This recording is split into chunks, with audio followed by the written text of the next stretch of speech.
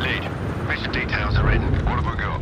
Bagray's done a The first James Bond novel came out all the way back in 1953, and 73 years later, 007 First Light proves that the character still has what it takes to keep the audience entertained, with the caveat that the size of that audience is probably much smaller now compared to the peak of Bond's popularity. Without spending much time gushing about the franchise's history and its brand value, let us go right into what makes First Light an entertaining James Bond game and probably an above average action stealth game.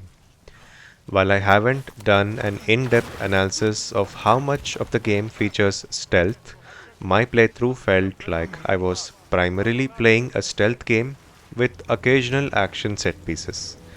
The game offers enough opportunities to ignore stealth and try to run and gun through most levels, but the general design is clearly geared towards a more stealthy approach and prefers close quarters combat instead of using weapons most of the time. It is this intentionally slow paced approach that can either make or break the game for you, and I suppose this depends on which era of the Bond films you grew up with and how you associate with the character. The ideal way to enjoy this experience is to take it slow and embrace the stealth aspects. It's not a very long game, taking anywhere between 12 to 20 hours depending on your playstyle. Taking the 20-hour route is probably how most players will be able to fully enjoy the game. Personally, I rolled credits at around 17 hours, and that was because in the first couple of hours I was rushing through everything, which I soon realized was a terrible mistake. If you have played IO Interactive's Hitman titles, you will be very comfortable with the general design of the game. The idea is that the major levels are all designed as huge sandboxes, each offering multiple approaches to complete your objectives. This encourages replayability while giving you the freedom to play however you choose. What's new with the 007 wrapper is that there are also smaller, more linear levels in between the main ones where the action set pieces come in, and the combined effect is what makes this an exciting game. Do you have an appointment? The name's Bond. James Bond. The story features a rebooted interpretation of James Bond. Here, he is a 26-year-old rookie who unintentionally ends up being recruited by the British Secret Service MI6. From there, he is sent off to training, where he meets six other recruits who have been there before him, and we spend more than an hour with multiple training montages, which can be fun but also a bit tedious. The larger story is not exactly the most memorable and revolves around the use of quantum computers and AI.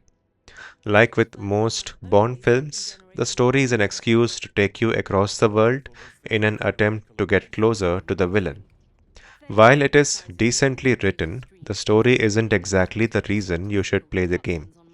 If you're able to sit through the initial chapters, the rest of the game definitely feels a lot more enjoyable. Now let's talk a bit about gameplay. Bond may not be using weapons all the time, but he has access to a few useful gadgets that make sneaking around much easier. Initially, you are restricted to using only two of these gadgets at a time, and later that number goes up to four. These gadgets offer you abilities like blinding an enemy or making them sick, and so on. Guns are only usable when you are given a license to kill, which is a prompt that flashes on screen when an enemy shows intent to kill you, and you are then allowed to defend yourself. Otherwise, you are restricted from using any lethal weapons and need to depend on your gadgets and melee combat to take down enemies. Luckily, the melee combat is quite enjoyable and is vaguely inspired from the Arkham style of close quarters combat. It took me a while to get used to it, but by the final chapter, I was quite happy with my combat abilities.